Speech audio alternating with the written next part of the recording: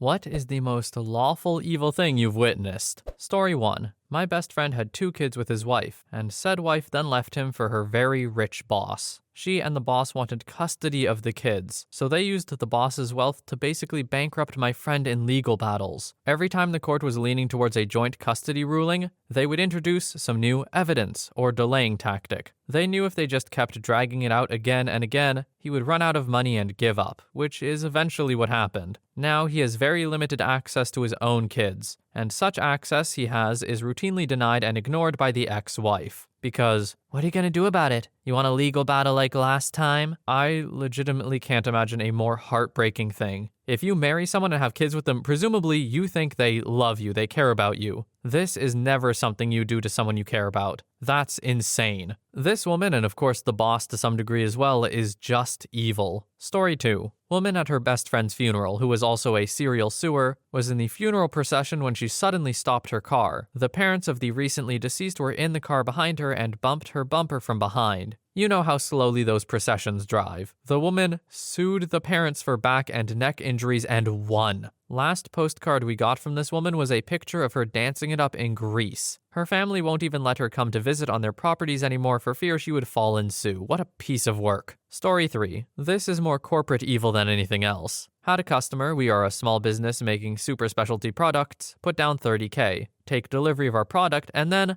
I think it will be cheaper just to sue you than to pay you the remaining $30K. Of course, I thought, no way. We have all the signed paperwork and everything. 3 months later, he got to keep our product without paying us. What were the effects? Well, due to legal fees, etc., which we had to carry, and the fact that down payments go to suppliers, my partners and I had to open up our personal bank accounts to keep the company afloat. All our employees got paid, but we, the owners, had to forego salaries until it was settled. And because word gets around, we had to deal with that, too. Total BS. Why doesn't OP explain what grounds they were sued on, though? Like, I don't understand how they had a case here. OP said it himself. Yeah, there's no way, but there clearly was a way, but I don't get how. Legal system's all sorts of screwed up, huh? Story 4. My next-door neighbor had a foster daughter. She was trying to adopt her. The mother heard about the adoption and decided she suddenly wanted her kid back. After a few parenting classes and drug tests, the little girl was forcibly removed by the courts and put back in her mother's care, even though her mom was a drug-addicted piece of crap who hadn't seen her child for almost 2 years. And she also had previous cases with CPS. Close to a month later, the mom's boyfriend assaulted and unalived the little girl. Story 5. A company I used to work for went bust because the owner was staying sloppy drunk and gambling all the money away. He came in one Monday morning and told everyone to pack up their personal stuff and leave. I gave my notice a couple months earlier and actually received my vacation pay and final paycheck. Nobody else got another dime, and payday was supposed to be Wednesday for the last 2 weeks. I felt really bad for everyone except my piece of crap boss. He interviewed at my new company, and when they asked me about him, I suggested they not hire him. They didn't. Story 6. Buddy of mine had a court case. I showed for moral support,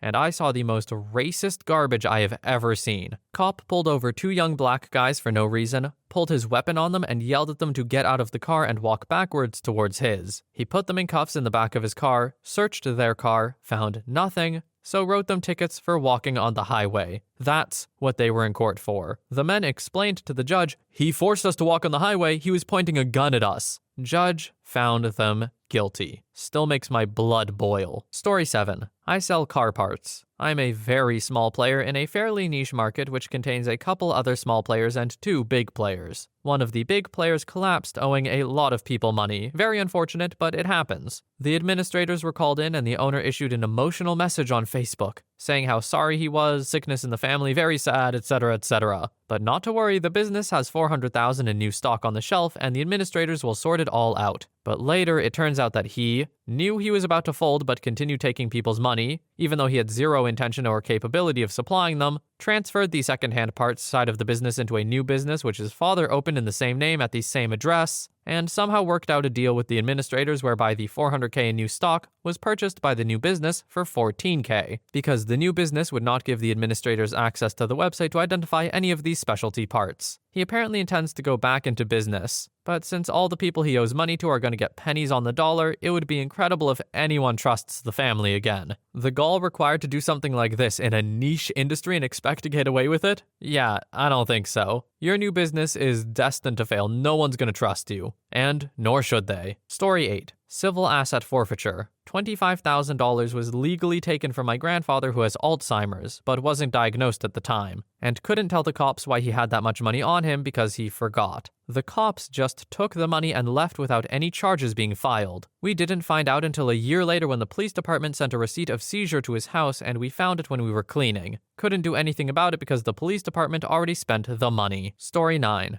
I'm a nurse. Walked into a hospice patient's room full of family fighting about inheritances and the will over their dying relative. One of the visitors called me back into the room and asked if there was any way to speed the process along. She asked if things would go faster if they put a magnet over the patient's pacemaker, in effort to deactivate the device. She went on to explain that they were from out of town. They'd bought tickets to a live show and were worried about missing it. Basically, it was taking too long for their family member to die and it was ruining their evening. All of this was within earshot of my super sweet patient. My blood was boiling. If I have one goal in life, it's to surround myself with people and to have family who aren't like this. I don't want my last moments ruined by niece Jennifer saying that she has things to do. Can he just die faster? Even if I were already at peace with the dying at that point, I would want to come back just to slap her in the face. Story 10. One of my friends owes almost $50,000 in student loans that he doesn't remember taking out. The reason he doesn't remember taking them out is because his school, which was a for-profit college that has since closed, convinced him to sign a document when he first enrolled at age 17, which essentially gave them the right to take out loans on his behalf in order to pay his tuition. They didn't really explain to him what the document was. They just got him to sign it amongst a flurry of paperwork. The school then took out several private loans with an exorbitant interest rate, and my friend just started getting letters out of the blue after the year he graduated. When in school, whenever these loans would show up on his student portal, they were named a confusing code number, like X4357545HFY5 or something like that, and classified as financial aid. So he thought that he was getting financial aid. Apparently, this has happened to a lot of people, but he was told that there's nothing he can do about it, especially since the school has closed. I'm not sure about the precise legality, but he contacted multiple entities to discuss it. All of them said there's nothing he can do because he signed a contract willingly. This doesn't feel like something that should be legal, but the attorneys say there's nothing they can do. He even spoke to somebody who works for the private loan company. The representative felt really bad for him, helped him drastically reduce his monthly fee to a payable amount, said that the same thing actually happened to her and she owes $10,000 and there's nothing she can do about it either. I'm of the opinion that student loans at the best of times are extremely predatory. Yes, I am but a child living on my own for the first time. Let me take out these loans because I know the ramifications of my actions, of course. Yes, sign contract, very good, get money. No, it's so stupid. These student loan companies are 1,000,000% banking on the fact that the students can't pay them back. They're just going to be raking in that interest money for as long as the student is willing to pay it. Absolutely disgusting. Story 11. I used to run a software company. Had a digital agency hire me to work on a banking contract they had and were losing due to their rubbish offshore dev team. I go on site to the bank, save the contract, finish and deliver the software. Took over 3 months to do. Over this time, the agency kept dragging out my invoices, paying small bits and pieces and saying that they would pay tomorrow. After the contract was done, they declared bankruptcy. They didn't pay me and bought the rights to trade that bank contract off to the debt collection agency. They started a new company and worked that contract. Since I spent 3 months working for free, it sank my business and I had to close it. Story 12. My ex had a long list of mental health issues stemming from years of abuse as a child. She has tried to unalive herself several times. Twice in the 3 years we were together. Her parents admitted her into a local clinic. She spent 3 days there. I was so shocked at what qualified as help. It was more like glorified babysitting. She came out feeling no better, but now hit with a $15,000 bill. $15,000 for 3 days of supervised TV and reading, with 2 sessions with a psychiatrist to evaluate her. That's not including overnight stay at hospital and ambulance. Insurance covered most, but not all. Oh, and the kicker, after her stay, the doctor prescribed her medication. $3,000 for her prescription. We thought the Walmart employee made a mistake. She ended up going to a different doctor who thankfully helped her out big time. Mental health needs to be made more affordable. She was 19 at the time and already hit with a huge bill to add to her student loans and car payment. Story 13. A good friend of mine has trouble keeping work due to his mental illness, very mild autism. Fully competent but can't navigate the politics of most jobs. He was on a job seeker payment while between jobs. As part of this, he has to attend regular appointments, where he talks about what interviews he's had and stuff like that. He recently missed an appointment. The night before, he was rushed to the hospital and, at the time of the appointment, was lying in a table having surgery. But he hadn't told them at least 2 days before, so his payment was cut off. 2 days before, he wasn't aware of any issues, let alone one's needing surgery. The rigidity of rules like this, part of me gets it, because if you don't make them rigid, they can be abused and stretched. But if you make them so rigid, emergencies happen and people just get screwed over more than they already have been with the emergency itself. It's all just so unfair. Story 14. Supreme Court in Brazil insists on doing this kind of stuff constantly. Last week, they were deciding if they would release a lot of criminals arrested by the car wash operation, because they don't like the operation cleaning Brazil from corruption. Then, two justices voted in favor of releasing 23 criminals. One justified the vote by saying he was worried with how much a prisoner costs for the state, and the other justified the vote by saying the jail has too many prisoners already. The first one, who was worried about how much a prisoner costs for the state, was caught calling congressmen a few days earlier to force them to increase the salaries of the Supreme Court justices. By the way, there's a bill in Congress right now extinguishing all kind of prison sentences for criminals in Brazil. They are working this bill to save their butts, because a new government was elected to start in 2019, and they fear that this new government will send them to jail for stuff they did over the last few years.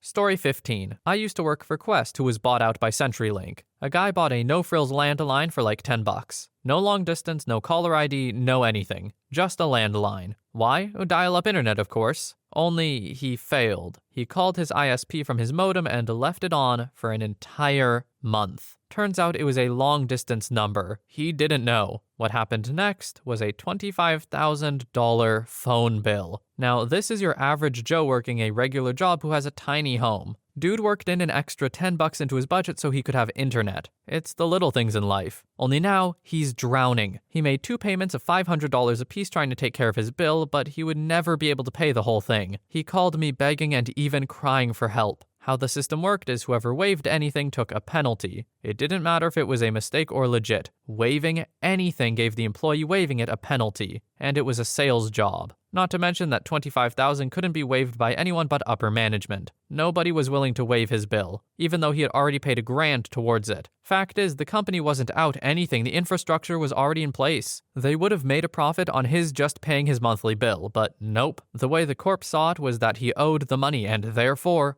no matter how it would destroy his life, he had to pay it back. However, that wasn't the main motivation. The company can write off that loss as a loss, and as such, his defaulting on his debt is more valuable. What can you do? Story 16. A decently attractive woman I used to work with started dating another coworker. He was kind of a homely, dorky-looking guy, but he was super nice, really smart, and had a very high-paying position. Eventually, they got married, and he thought life was perfect. In the first year, he bought her whatever she wanted. A huge new house, a nice sports car, even paid for her to get some plastic surgery, including a boob job. Within 18 months of marriage, it came out that she had been cheating on him with multiple men, including men from work. No one hid it. Over the next several months, as the divorce came and went, she continued to sleep with many coworkers. She even had several open relationships, figuratively and literally. It was clear she only married the poor guy for his money. On top of that, she needlessly flaunted her infidelity and rubbed his face in all her post-marriage flings. Then,